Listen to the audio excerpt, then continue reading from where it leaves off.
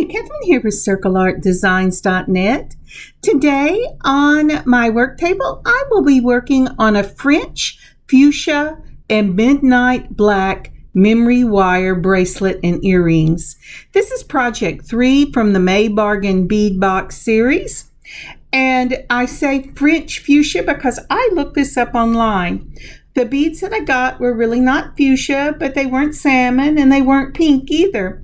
So I did a color check on these beads, and it seems that French Fuchsia is a softer, lighter shade of fuchsia in a cooler, not like cooler, but cooler color. So we are working with French Fuchsia today in Midnight Black. So let's get started. So as I turn my eyes to my work table, the first thing I see is this lovely mat, the Simply Grateful. And I am simply grateful every time I look at my table because it reminds me of all the blessings that the Lord has given me. And the blessing I want to share with you today is I got to mow around the edges of my yard. You may think, well, that doesn't seem like much of a blessing, but I haven't felt well enough to help my husband with the mowing in quite some time, actually since the first part of last summer. And so to be able to mow around the edges of my yard and mow up close to my flower beds brings me such joy. I really enjoy it. I enjoy being outside. I can understand why God made Adam and Eve dressers of the garden in the beginning. And so that's what I'm thankful for today. I'm truly grateful for it. Okay, what about you? What are you grateful for today? Let's get started. Now I have gone ahead and I've put the mat on my board just like that. Isn't that pretty? And I'm spreading it out, and you know what we're going to have to do next? We're going to have to find the center of this piece. So let's move it up a little bit so you can see better what I'm doing. It makes a smaller space, but with the camera I'm using, if I take it all the way out, you would have to put it on a very large TV to be able to see what I'm doing. But I believe that is the center, and I am ready to start showing you what I want to use. Now this is from the Bargain Bead Box, and this is that French Fuchsia I was talking about. Now you can see they're not really pink. I don't know if you can or not in this light, but they're not really pink, and they're not really a fuchsia.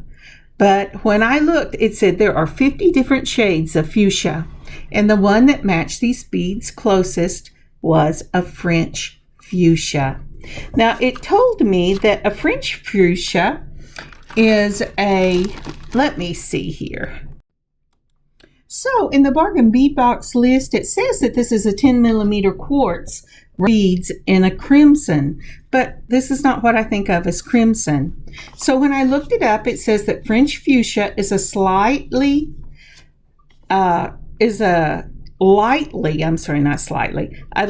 lighter color of the version of fuchsia that appears lighter and softer than the parent color, which is cool. So the next one is an English cut and an 8 millimeter, and I think these are gorgeous. If you've never worked with English cuts, you have missed out because they are so pretty.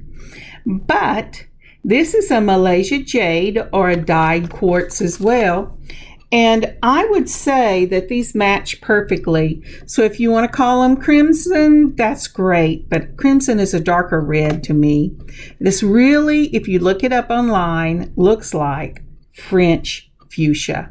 All right. So the next one out of my own stash are these beautiful Midnight Black 6 millimeter rounds, and they are black and shiny. Looks like the moon has filled the sky and its light is just bouncing off into a black sky off of everything, and it's just gorgeous. This reminds me so much of a tropical night. And so fuchsia and black, again, the English cut and the 10 millimeters are from the bargain bead box. Now, this is from my own stash. I got this off of Amazon. These are 6 millimeter rhinestone rondelle spacers in silver. And I just love them. They're so pretty. I go through a lot of these. I'm always having to replace them. And you can find them on Amazon in larger quantities. Now this little piece right here, all these beautiful little silver bead caps. I picked these up at a show in this area last summer, but I do know that you can get similar items on Amazon, and I'm sure you could at Fire Mountain, or Thunder Horse Descendant might have them, or Potomac Beads. There's just a lot of places you can get these, or your own bead store if you're lucky enough to have a bead store near you. These are bigger than the normal 3 millimeters that I use. I am using a 4 millimeter in a silver plated spacer ball for this, if I can get them out. I say, oh, I'm going to pour them out here because, you know, I don't pour them out till I just absolutely have to. Now, one of the things I have learned about silver plating, and I just don't know if I'm not getting the quality that I think I'm getting, is I always keep my silver plating and my silver tone in baggies when I'm not using them. Aren't those pretty? They are gorgeous. And I also keep all my silver and gold jewelry either in an airtight box or a little baggie or something like that when I'm not wearing it. That way I don't have to worry about the air or tarnishing or anything like that, and it protects it. Now these here I picked up off of Amazon. Those are just faceted spacer rondelles. And the thing I like about jewelry is I add a lot of components into my piece because I want it to be interesting. And I find lots of different things interesting. Now, some people, they like to do the same thing over and over again because that's what their taste is, and that's a calming thing for them, and they enjoy the repetition of it. But I am a lots. Now this is a 22 gauge silver plated wire from Beadalon, and we will be using that to make beads. And then I am going to use some memory wire as well. Now you can't see it on, I don't think, I'm hoping I bring it in a little bit, but I cut 2-inch, there they are. I cut 2-inch long pieces of that silver plated 22 gauge wire. And the reason I pre-cut all of these when I'm making beads is I want my beads to be all the same size, and you have a better chance of making them the same size when you start with the same size wire. Here I've made a few examples of what we're going to be doing. We're going to be making coil beads. And so my first one I'm showing you here, I did a total of 26 coils. I did not like that. Now when I say coils, I mean turns. But I do like these little 19-20-inch turn coil beads. And then we will need the memory wire. And this is the memory wire we've used in other bracelets. I'm going to make a 3-tier bracelet. And so the first thing we're going to start with is we're going to make these coils. Okay, let me move things out of the way and I'll see you in just a moment. Well, I didn't move much, but it's kind of out of the way. Now this is a like your straight nose pliers. It's a plier to make rounds, and it has 6 different sizes on it. You can get this on Amazon. I've seen them in Joann's, Michael's, and Hobby Lobby. I'm going to be using the smallest of the little turns, and I'm going to take one, and just like we do with our straight nose pliers, I'm going to put it down and I'm going to feel on the other side to make sure nothing is sticking out. Oh, please tell me I felt on the other side. Yes. Okay. And then I'm going to start with turns. Now this is how I'm doing this. This is not a complete turn. I turn it over till it touches my fingernail. Then I move it back to my thumb and do this. And so it's really little half or quarter turns. I think it takes me 3 to make a complete round. And I have counted out 19 or 20 of these, depending on if I think the one on the bottom is good or if it has fallen over the edge to the next one and I'm going to have to redo it. So it's just this little rocking motion. We've done this motion a lot. We've done this whenever we have done rolled down loops for some of our charms, some of the things we do in other jewelry making. But this time I'm trying to be consistent, and the one way I know I can be consistent is by counting the turns and measuring a turn the same way each time. I'm going to take my fingernail and mash it down so that this is a tight little coil, because we're going to be using this as a bead. And once that's done, I'm going to take my flush cutters and I'm going to cut the end. Now, do you see at the very bottom how it has jumped slightly whenever I mashed it down to tighten it up? I'll have to cut the end, both ends of this. But just be careful that you don't cut into your round. So I took the flush cutters, I put the flat side up against where I was cutting, and then I cut the end, and now this one, I'm just cutting that little tag right off the end. Let's see. There you go. Now I always hold this down and away from me when I'm cutting, and so this is the little turn that you're going to do.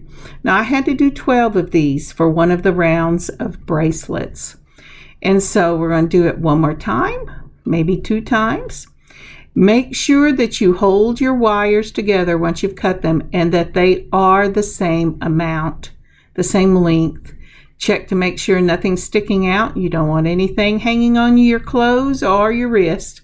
And again, I'm doing these turns exactly the same way. I'm holding it.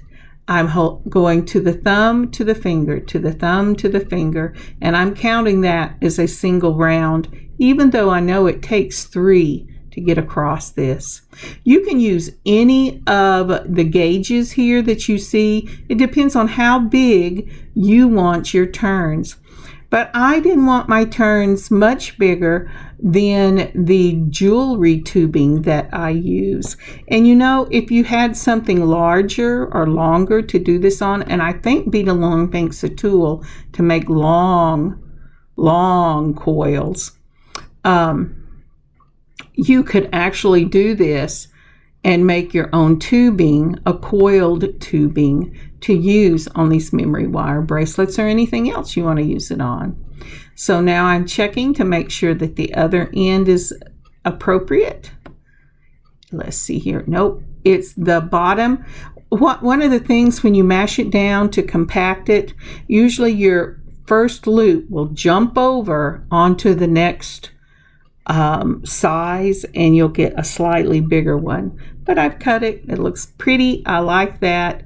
And so that is what I'm going to go with, I think. You know what? I have a little piece that's hanging down right there. The beauty is this is handmade, and so handmade jewelry should not look like it came off of a conveyor belt. The beauty of it is you want it each to be different. And so let's see, I'm going to do one more for you and then I'm going to cut to the next thing. I'm going to put it in the smallest one. Going to make sure that it's not sticking out on the other side. Yep, now if it was, it would have poked me right in the finger. And then I'm going to go and I'm going to count 20 until I get to the 20. And the thing about the 2 inches, if you're using this size in a 22 gauge and you do a 2 inch, you're not going to be wasting any of this silver plated wire or very little of it. Now the other thing that's really beautiful about this tool is if you're using silver plated or gold plated wire and you want to use that in your jewelry for your jump rings, you can do this same technique, just exactly the way I'm making these coils, and then cut. Once you get it cut so that they're even, then cut down the center of your coil with flush cutters. Other cutters will make this funny little point on the end and they won't go together. But if you hold the cutters correctly, straight, and cut, it'll give you that's why it's called flush. It's a flat cut. And you can make your own jump rings if you would like to. I usually buy gold-plated and silver-plated jump rings, but in a pinch, when I don't have the size I want to use, I make my own. And I use this little tool and my plated wire, and I make my own jump rings. Okay, I did the rest of those off camera, and look at that. I have still got this.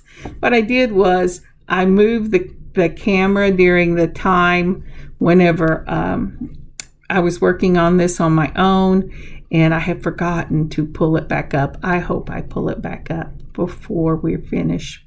All right. So I go all the way around on this memory wire. I find the end and I go one loop all the way around to that. Then I'm going to go a second loop all the way around to the end. And then when I get to the third loop, I'm going to go all the way around, and I usually trace it with my finger, and I go all the way around and then past about 1 inch to 1 1/4 inches past the end I started with. The reason I do this is because beads on your wrist on the inside take space. And when they do that, they will move this memory wire out. And even though you say, wow, a whole 1 1/4 to 1.5 inches, well, I'm using 10 millimeter and 8 millimeter beads on this, and 6 millimeter.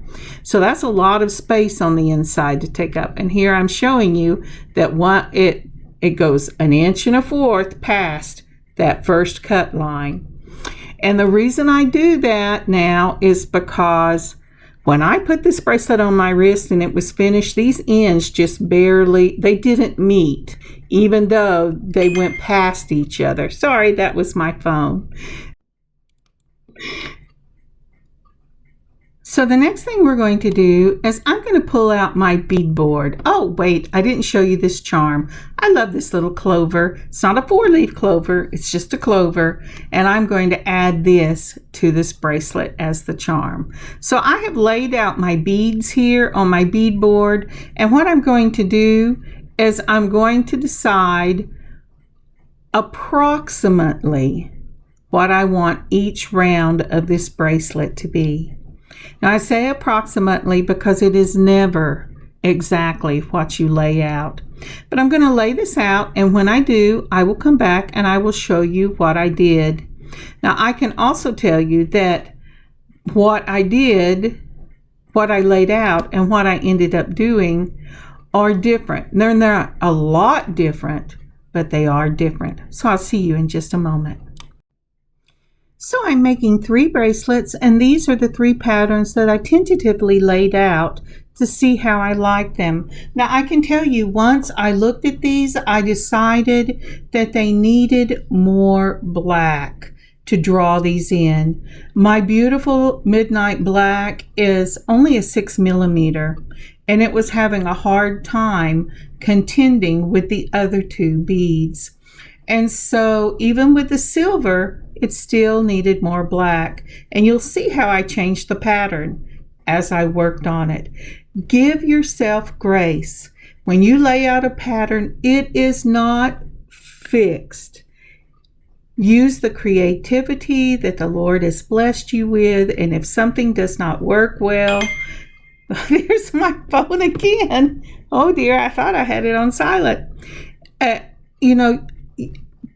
Be gracious to yourself and use the gift of creativity that the Lord has given you, and be willing to change. I could not do that when I first got started.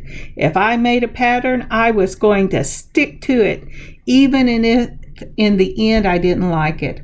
And I can tell you, if you do not like something when you're doing it, then nobody else will either. Not because they wouldn't, but because they can see your attitude in your face or in your actions about what you've made. So be gracious to yourself. All right, here we go.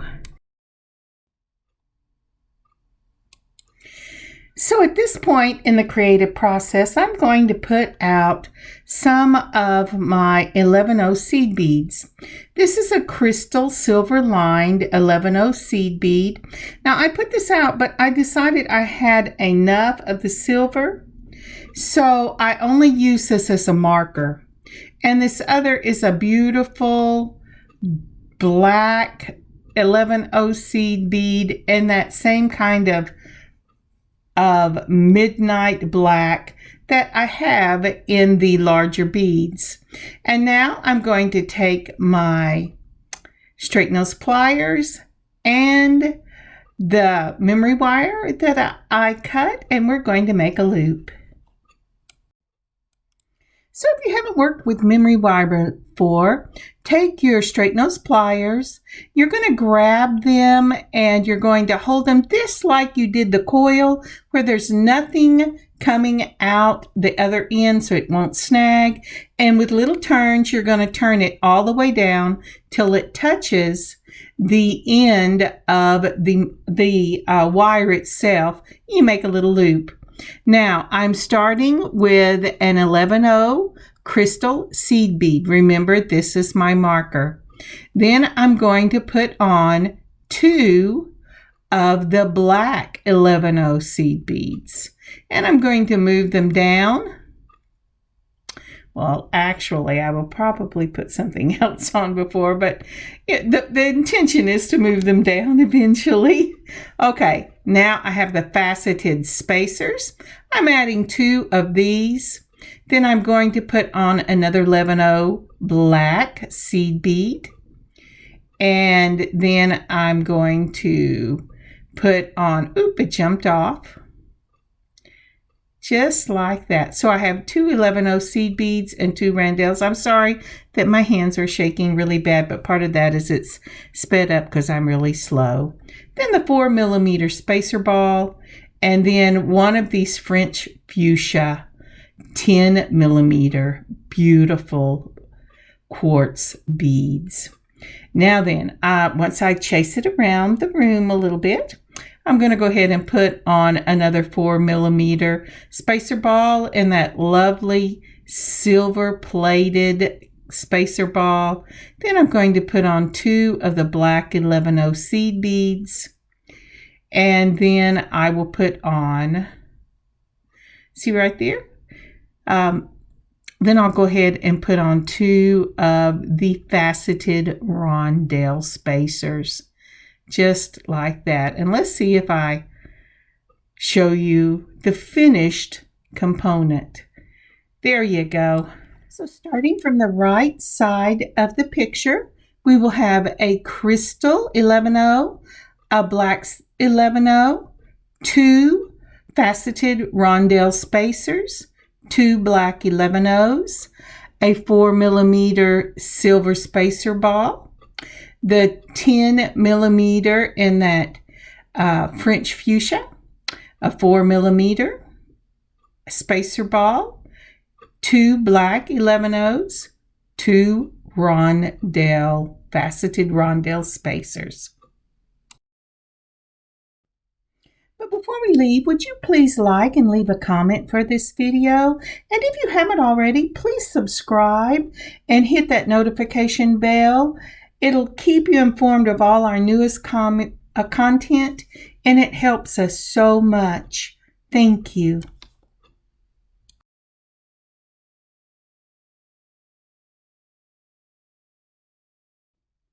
So now that we've got that first component on, we're going ahead and we're going to add our black. Our black will be, let me get it down here so you can see it. Get your hand out of the way, Kathryn. Okay.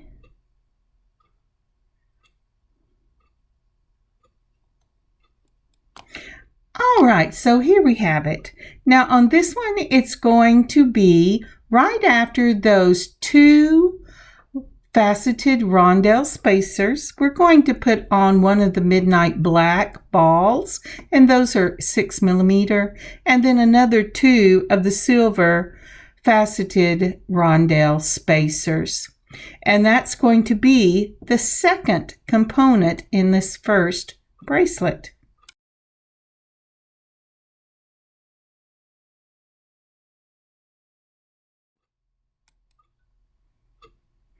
So let's carry on. Now after we put that one on, we're going to go back to component 1, if you notice right there, and we're going to do component 1, component 2, component 1, till we get to the bottom. Now when I get to the bottom, I will come back and I'll show you what I do to transition to the second bracelet. See you in a moment. So I have gone all the way back to where my bracelet started, and I have found that very first silver bead.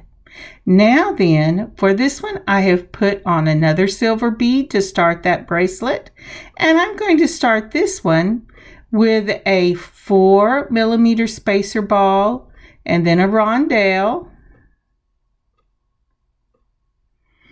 And then I'm going to use this English cut.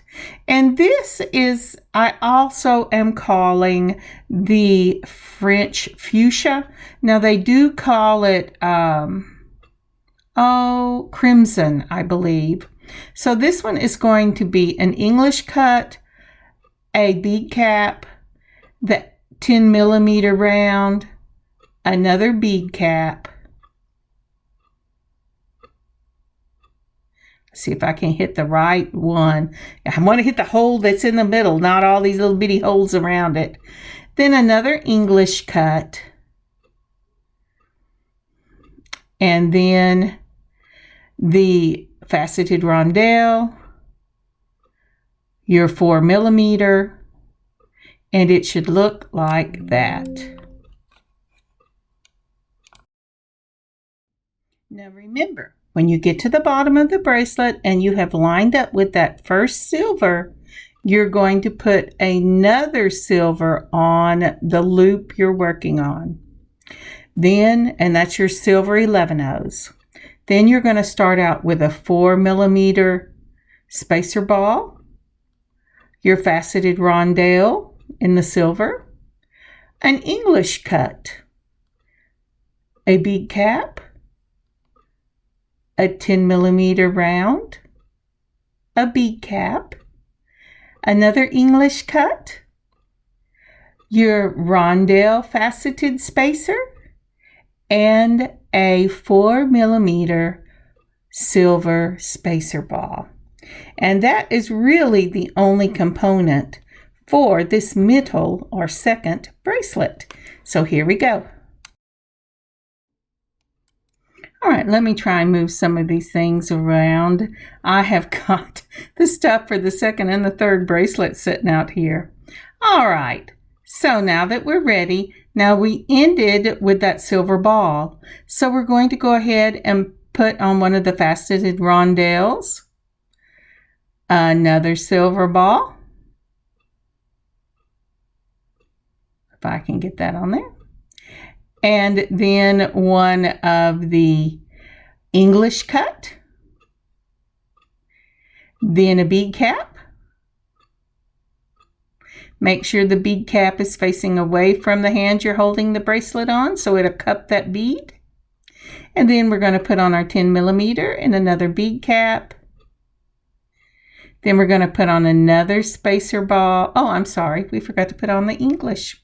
Another English bead, and then the spacer ball, and then a rondelle, just like that. Let's see if I can't get this moved down so you can really get a good look at it. Now, isn't that lovely? They just look so pretty together, and the way we're putting them on gives us a faceted rondelle, a spacer ball and a faceted rondelle, and then another spacer ball before you get started. And I think that is just beautiful. So we're going to continue this on around till we get to the very end, and I'll see you in a minute. And we're back. I hope you can see it, but we have made it back to that spacer, that 11/0 silver spacer right there. And we are almost to that 11/0 silver spacer. And I'm going to put your 4mm, then your rondelle, an English. It should take just one more round, and I should be to the silver spacer marker. And so that's what I'm going to do right here. Once I get to that spacer marker, I'm going to put another spacer marker, which is one of the 11/0 crystal silver seed beads. Now you can use anything as a spacer marker, or you don't have to use anything at all. But I try to use something that I have used in the bracelet, but I haven't used a lot of in the bracelet. So let's see here. I am putting on a black and a silver spacer, and this will let me see that I am exactly where I want to be in this round. And there we have it. And we're ready to start the next one. Let me move our coiled beads that we made in, and we will be ready to start the next round. So with the next section, we're going to begin by laying our pattern out. You'll see this. We have a coil, a tin, a coil, and these are those lovely coils. Your black 6mm, a rhinestone rondelle, a 6mm, a coil, an English cut, a coil, your black, your rhinestone, your black, a coil, your 10mm, and then a coil, a black, a rhinestone, and a black. We're going to start out with the black because we ended with the French Fuchsia or or crimson, depending on what you want to call it. And we have put on our coil, our black, a rhinestone, a black, and a coil. Now we're putting on our 10mm. So we're alternating between the 10 and the English cut.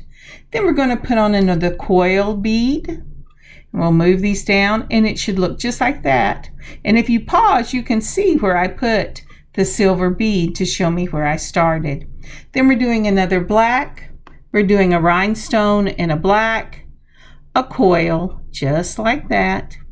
Then the English, because the last of these French Fuchsia was the 10mm, a coil.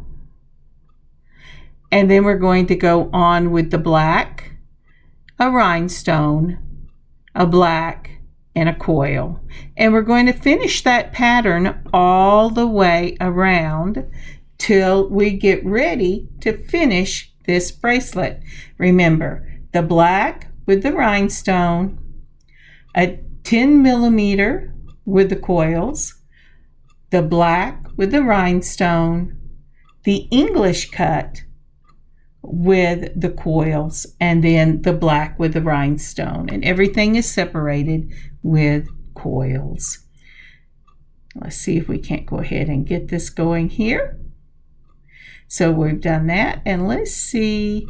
So do you see, isn't that pretty? That is going to be a beautiful bracelet. So when I get ready to finish it off, I'll be with you, or I'll be back with you. See you in a minute.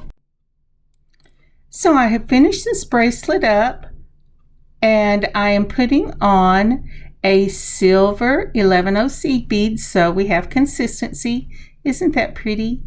And we're going to get ready to go ahead and trim and round this bracelet. Now then, I have fallen off. I cannot believe that. So I have ended up putting on 3 of those silver because I don't want to cut off a lot and I don't have enough room to finish another component. So I'm turning this down with my straight nose pliers just like we did at the beginning. I'm going to take my chain nose and make sure that's closed really tight. And once I have that tight, then the little beads will not slip into the circle and I will be ready to finish this bracelet. So here is the finished product. Now remember when I told you that beads take up space? If you saw the back of my wrist, even with 1 1/4 to 1 1/2 lap over, I still have a wide gap.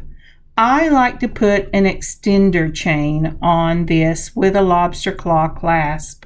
So to do that, I have made 2 little charms. I'm only going to use one of them for this part of the bracelet. I'm going to take, what I did was I put an 11/0 crystal and an English cut, and I used my looper and did a loop on it. Now for the extender chain, it opens up like a jump ring. I'm going to put it in one of the circles I've made on my bracelet and close it up.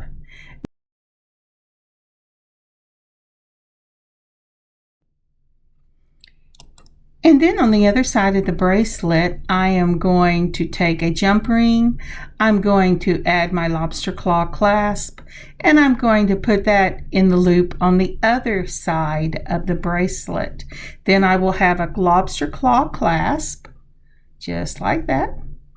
And then I will have the extender chain that goes across all 3 bracelets, and you can catch it in the lobster claw clasp, and that will hold it together. Let's see if I can get my hands back where they need to be. There you go. And so that one is closed up, and it will hold it, and it'll be beautiful. Now there's a couple of things to finish off. Just like we did before with this extender chain, I'm going to hold it between 2 chain nose pliers and open it like a jump ring. You only twist one wrist, remember, because all metal has memory and it will remember when you least expect it. Once it's open, I'm going to put that beautiful English cut on there. And that way, depending on how much of this extender chain you use or don't use, you will have a charm in the back of your bracelet that will dangle, and it will look gorgeous, and it gives your bracelet a finished look instead of just having chain hanging down there. And that's what that looks like. Isn't that pretty? But you know, there's something that we have forgotten that I still need to put on. Let's see, what did I forget? Do you know what I forgot? I forgot the clover. I'm looking here to see which, of the outer 2 bracelets I want to put it on. Now it doesn't matter. This can either hang from the top or from the bottom, however you like to wear it. The first thing I did was I opened a 5mm jump ring.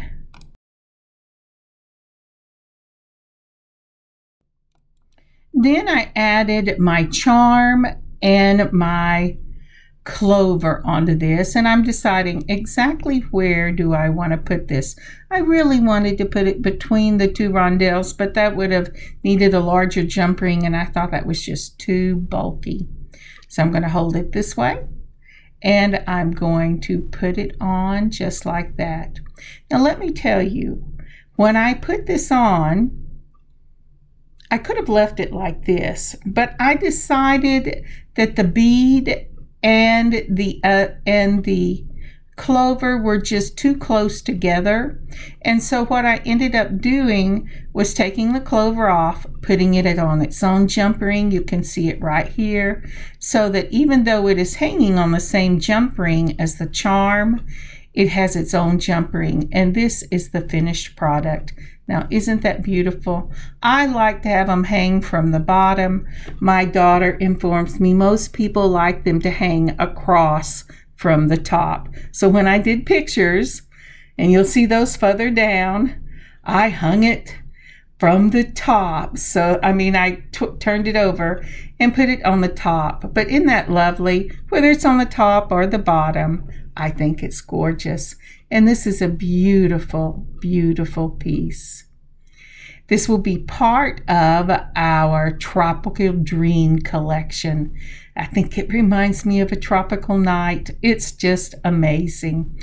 Okay, we will go on to the earrings. They're real quick, simple earrings, but I wanted to put them in and give you the option to make some if you don't want to buy these, but they will be in the shop. Here we go.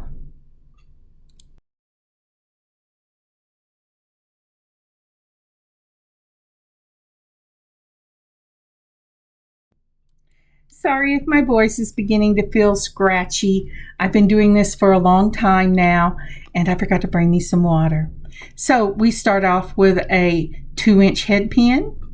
I'm going to put on a 4mm bead. Then I'm going to put on a bead cap. I'm going to put on one of those 10mm and another 4mm bead. Now this is one look. I don't do this very often, but I think it's very pretty, and it reminds me of ice cream and an ice cream cone and for a tropical night. Doesn't that sound wonderful? So the other way you can do this earring is by using a bead cap on the top and on the bottom, exactly the way we did on the bracelet, and it will look like this. But for this one, let's see, which one do I want to do? I'm going to do that one, because after all, who doesn't want a nice cool dessert on a hot night? All right, here we go. So we got these on and they're ready for my loopers. So the first thing I'm going to do is I'm going to make sure that I have my chain, and I only pulled one, so I'm going to move this off and I'll pull it before I show you that step. I'm using my larger loopers for this, the 2.25. I put it in, I mash it, and then I pull it back and it makes that little question mark. We're going to take the straight nose pliers and then close it. Now for this one, we're going to do the same thing. I'm sorry there was a jump. I don't know why it jumped. And there you go. And then now this one, I did not do something that you always have to do.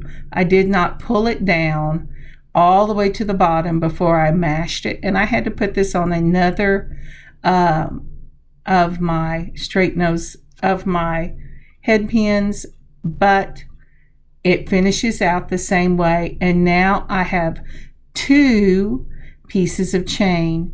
I'm using the extender chain because it's the only chain I used in the bracelet, and that normally has 12 loops, so I broke it or undid it right in the middle, so we have 6 for each side. I open it up like a jump ring, put my charm on there for my earring, and I'm going to close it up, make sure that it doesn't feel rough so that it is closed. Now I'm going to do it again. I'm going to open that up between 2 straight nose pliers, hold one side, twist the other side, put on your charm, and then to close it back up. Now, if you haven't heard my spiel on this, wire, like clay, has a memory. If you twist this or pull it apart, it too wide or yank on it, it will remember. And when you least expect it, it will spring back to the last position that it held. So be careful with these. Now I have opened up the other side and I have put on my lever backs, and there's that earring, and then we're going to put on the other one. So let's open it up. So please never pull your jump rings. Always twist only one side. There you go. And we put on our lever back. We're going to close that up and make sure it's closed. And there are the earrings for this wonderful bracelet. I don't know about you, but whenever I was younger, you always wear earrings to match your bracelets. And so for the most part, I always make earrings and bracelets or necklace and earring sets.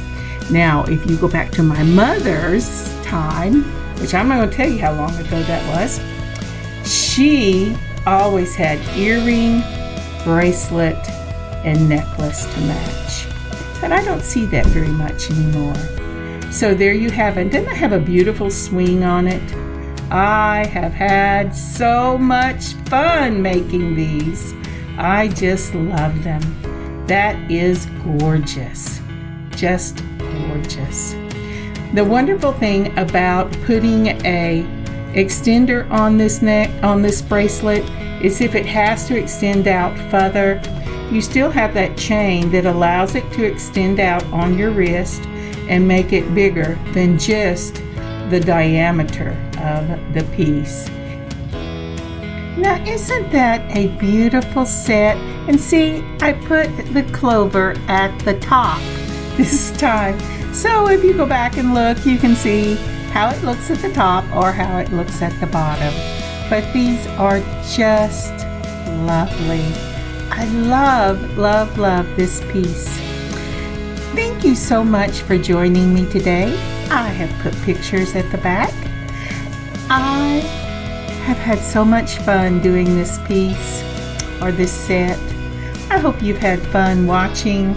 I hope I have brought joy into your life because, you know, sharing with you, I've said it before, brings joy into my life. And I hope you have a blessed weekend in the Lord and you have an amazing beading adventure of your own.